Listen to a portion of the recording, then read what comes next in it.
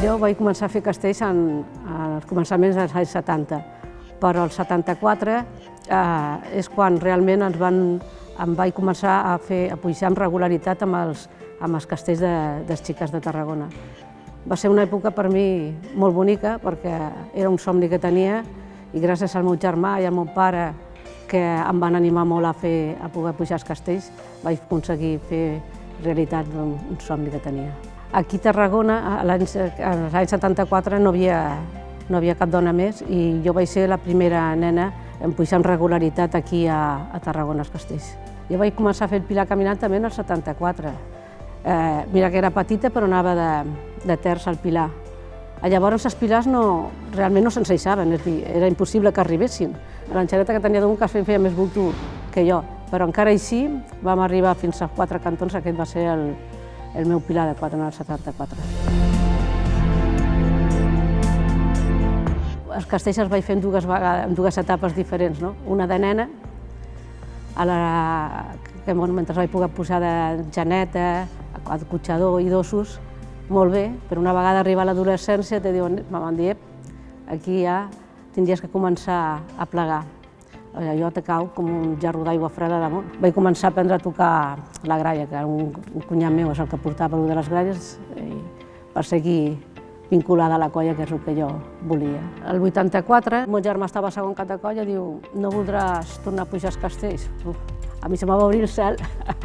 Dic, ostres, sí que i tant, dic, és el que sempre he volgut seguir fent, pujar als castells, és la meva il·lusió.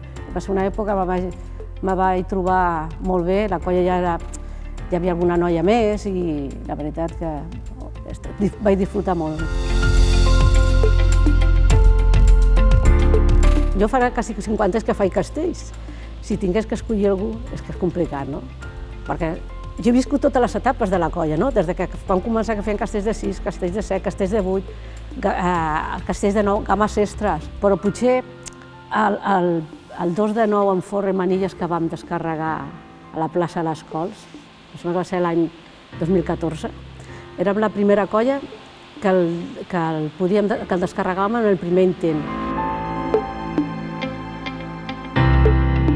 Jo el futur del castell el veig com molta salut, una salut de ferro, no?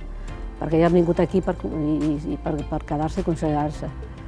Els falta encara aquell passet, no? De dir, quan sigui una dona cap de colla no ha de ser notícia. Tenen en compte que avui dia hi ha un 42% de dones a les colles i a poc estem completament normalitzades. Falta una mica assolir algun càrrec més, però per lo demés crec que estem bastant integrades en totes les colles. Difícil ha sigut molt, en el sentit que ha sigut tot molt comptagotes, no? Ara un passet, ara una dona, ara una altra, ara un càrrec. Personalment penso que hi ha dones supercapacitades per portar qualsevol càrrec, bé sigui tècnic, directiu, i ens falta una mica més valentia, diguem-ho.